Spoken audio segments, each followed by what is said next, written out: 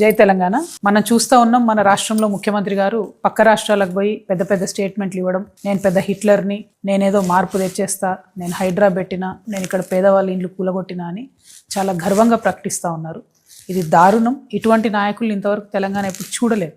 నేను ఇవాళ ముఖ్యమంత్రి గారిని సవాల్ చేస్తూ ఉన్నా, మీరే హోమ్ మినిస్టరు, మీరే సీఎం.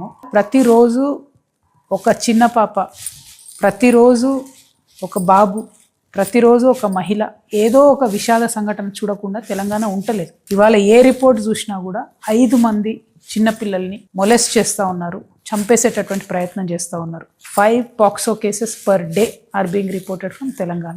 ఖమ్మంలో నిన్న ఒక చిన్న పాపను చంపేసేటటువంటి ప్రయత్నం, 4th ఫ్లోర్ నుంచి తోసేసేటటువంటి ప్రయత్నం జరిగింది. పట్టపగలే బట్టబయలుగా భయం లేకుండా దారుణాలు జరుగుతున్నాయంటే మీరు అట్టర్ ఫ్లాప్ అయినరు హోంమంత్రి కానీ అర్థం. మహిళల సంగతి ఆలోచించుకున్నట్టయితే మొత్తం సౌత్ ఇండియాలో మనం టాప్ ఉన్నాం. ప్రతిరోజు 67 మంది మహిళల మీద ఏదో రకమైనటువంటి హింస జరుగుతూ ఉంది.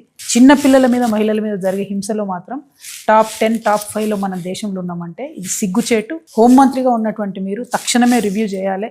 ఇది చాలా సీరియస్ ఇష్యూ. ఒక పెద్దన్నగా ఉండాల్సినటువంటి మీరు చిన్నపిల్లల్ని, మహిళల్ని పట్టించుకోకపోతే తీవ్రమైనటువంటి తిరుగుబాటు మహిళలలో వస్తుంది. ఆ మహిళలకు రక్షణగా తెలంగాణ రక్షణ సేన ఉంటుంది కాబట్టి ఆ మహిళల్ని ఎట్లా కాపాడుకోవాలో, మరి సిటిజన్ పోలీసులుగా మేము ఎట్లా మారాలో మాది మేమే ఆలోచించుకునే పరిస్థితి వస్తుంది. అట్లా కాకుండా మీరు ఇంటర్వ్యూని కాండి అని చెప్పి ముఖ్యమంత్రి గారిని నేను డిమాండ్ చేస్తూ ఉన్నాను.